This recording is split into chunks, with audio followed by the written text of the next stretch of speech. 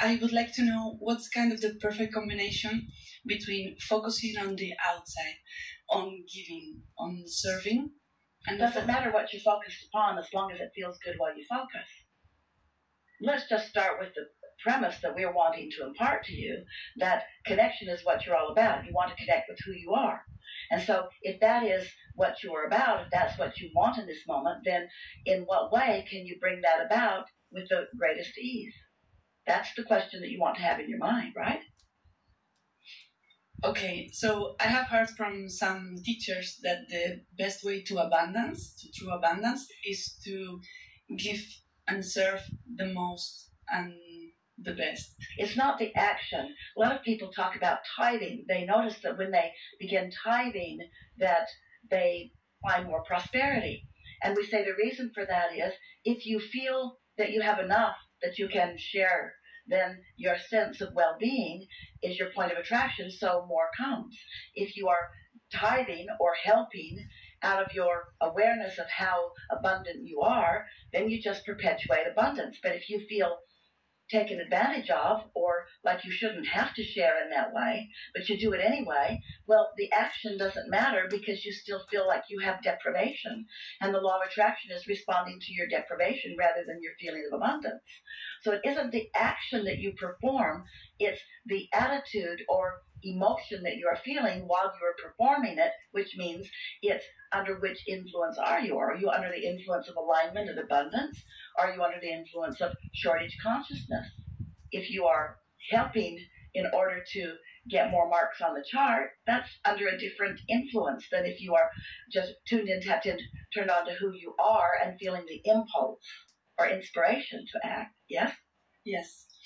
I had a conversation with a friend of mine today that said that true abundance comes by know your value, know your true value.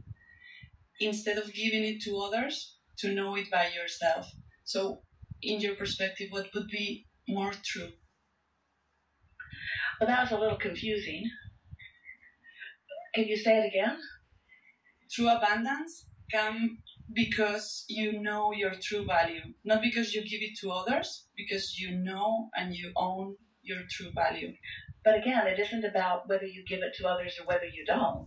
That's an accurate statement. How you feel is your point of attraction. But there's more to this. Talk to us about what this is about. This is about me knowing my own value. I have the desire to know exactly who I really am. And what is the greatest value that you can be? What is the greatest value that you are? And what is the greatest value that you could offer to someone else? Being the whole of who you are is the answer to all that you are wanting to receive, then why is there confusion in this question? For most people who are accustomed to viewing life through their physical senses, so they're watching and listening and so on to their own experience in life, and they're watching others, and they come to believe more in the action or the behavior than they do in the vibrational basis behind the behavior. And so that's why they begin making rules about, well, if you do this, this is right, and if you do this, it's wrong. And we say, but don't leave out of the equation the vibrational stance from which you are offering that behavior. There are a lot of people that are doing what they believe is the right thing to do from an attitude of fear or guardedness or persecution or so many of those emotions that don't feel very good. And so any action that they are offering while they are feeling that way is more than counterbalanced by the law of attraction's response to how they're feeling.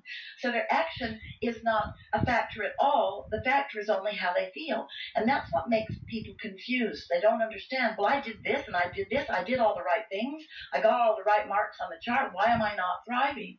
And we say, you got to back up a little bit. You've got to think about what your vibrational stance is from which the inspiration to act comes from. And so that's why we continue to emphasize how in alignment are you with who you are. So now I want to make a big impact because I want to share what's possible in life. Do you know what you have to share that is the biggest thing that you ever share? understanding how to hook into the real stuff.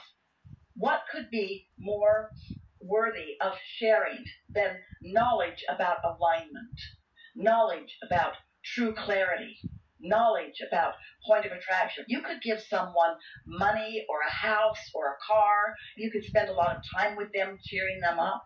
But the thing that you could give them that is the greatest value of all is an example of someone who easily and almost always is tuned in, tapped in, turned on. Is your example of alignment that is your greatest gift to share, you see. And so share that.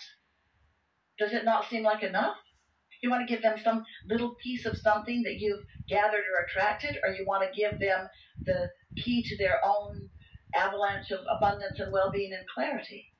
We're not asking you to stop sharing, and we're not asking you to not be generous, because often that inspiration comes from the whole of you. You are a cooperative component. You'll be in a moment. This is one of the most wonderful things to understand, that your inner being knows where you are in relationship to everything you want, and everyone else's inner being knows where they are in relationship to everything that they want.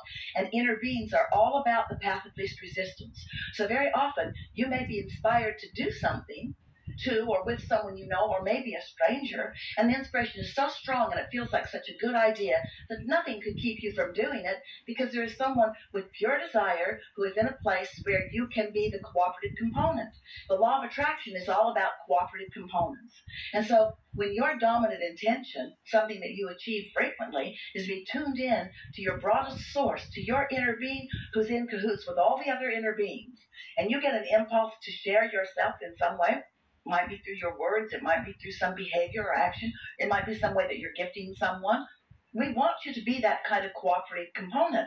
We're just asking you to make sure that you're tuned in, tapped in, turned on, so that it comes from the path of least resistance, not from some path of wanting to compensate for someone else. Almost all giving that almost all humans offer on this planet to one another brings with them the gift of what they've offered and another message that says, I do this for you, for I see you cannot do it for yourself. And that's why they're not all that grateful. That's why so often they receive and they receive and they receive and they receive the stuff that you're giving them, and they become more and more demanding and more entitled and more, because they still don't have what they really want, which is their own connection to source energy. And it is not satisfying in any way, not ever, to be the recipient of someone else's intention. Satisfaction comes only from you having an intention and you lining up with your intention, which means it's an energy-based thing first and foremost, and whatever follows on the streams of that next, you see. So you can't give enough to someone that they will really be a happy recipient of it if they have not first received the gift of understanding their own value, their own worthiness, their own ability to receive, you see. And you can't teach that to someone else until you've got it for yourself. And there's so many people who use the words and the music don't match. They use the words, I'm abundant and therefore I want to give to you, but they're in a compensating sort of attitude.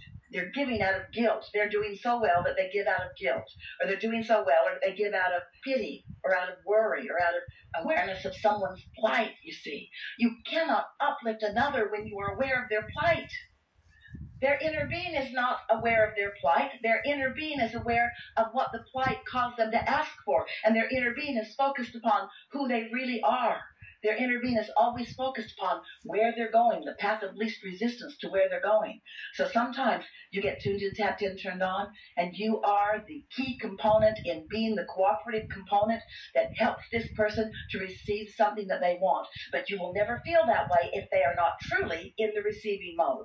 And when they are truly in the receiving mode and you're tuned in, tapped in, turned on, and you're the one that offers them something, you'll have a moment where they will feel the wholeness of who you are, and they will feel the wholeness of who they are, and they will not feel like they now owe something to you. They will understand that it was the dance of the universe because you understand it, you see. Humans want to gather together their piles of goodies, their piles of abundance, and then in different degrees they want to utilize them. That's all a wonderful thing. We just want you to know that this pie of abundance is growing exponentially in perfect proportion to the desires that are bouncing out of the contrast that people are living. And every single person has their ownership stake in this vortexual pie. But if you feel like they don't have an ownership stake and you're wanting to share your ownership stake, what's that saying? Oh yeah, I'm Jin Jin Tap Tin turned on and I'm prosperous and I've got ownership stake in the abundance pie. But I see that you are not doing quite so well, so here, have a little taste of my pie. Not too much, not too much. Have a little taste of my pie. And they say, thank you, thank you. They don't feel much satisfaction from that. They might feel a little temporary relief because you bailed them out of something, but their void isn't being filled. Their void can only be filled when they understand their ownership stake in the abundance pie.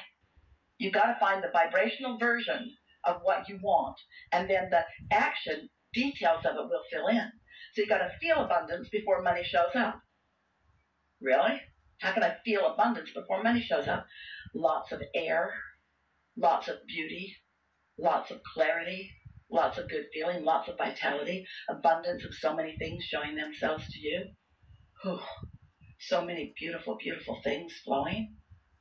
Esther was in her living room in Texas the other day, walked into the living room, and she saw a giant centipede, a giant, poisonous. That's what the picture said.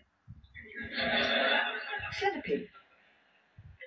She'd never seen one up close before, and it wasn't that close, but it was moving fast. It has a lot of legs, and it couldn't really move fast, and so she watched it moving across her living room, and she thought, I bet you'd like to be outside, and I know I'd like you to be outside.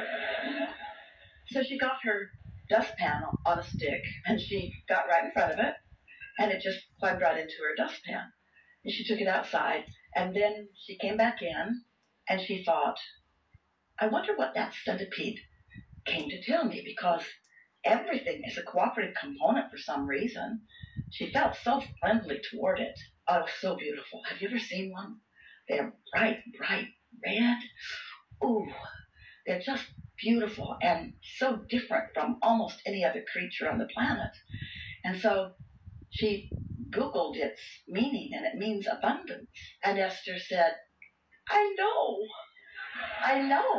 You're here to confirm what I already know. In other words, everything around you is confirming what you know. Imagine seeing a giant. It was this long, a giant. It was as big around as her finger. It had big black legs, lots of them. She didn't count them, but she's pretty sure there were 100 of them. And she didn't feel fear or alarm. She saw its beauty and its speed, and she cared about its well-being, and she put it outside. And then she looked it up, and its message to her said, all is well in our world, isn't it? There's abundance. There is abundance. Now, some might say, oh, Esther's stretching pretty far for this. She wasn't stretching at all. She was just acknowledging someone else coming as evidence to tell her what she already knows. So when you know it, the evidence just comes and comes and comes and comes and comes. Now, some might say, yikes, I'd just as soon it not come to me in the form of a giant poisonous centipede. Why not? Don't you want it to come in any way it can come? Don't you want abundance to rain down around you? Don't you want the abundance of clarity and abundance of love and abundance of balance and vitality, abundance of richness in terms of friendship? Isn't this just an abundant, divinely abundant environment in which you live? And isn't every segment of your life full of enough for you to acknowledge like that? Do you really need to reach somewhere that you're not yet to feel that? Because if you need to reach somewhere that you're not yet in order to feel that, then you're not ever going to get to where you want to be. You got to find it vibrationally where you are, and then it will flesh out. You just got to decide how you're going to look at the world, and you just got to find what you're looking for wherever you're looking. But when you've decided that your world and where you're looking is giving you a different message than what you want, you can't get where you want to be from there. You got to find a way to see it like you want it to be.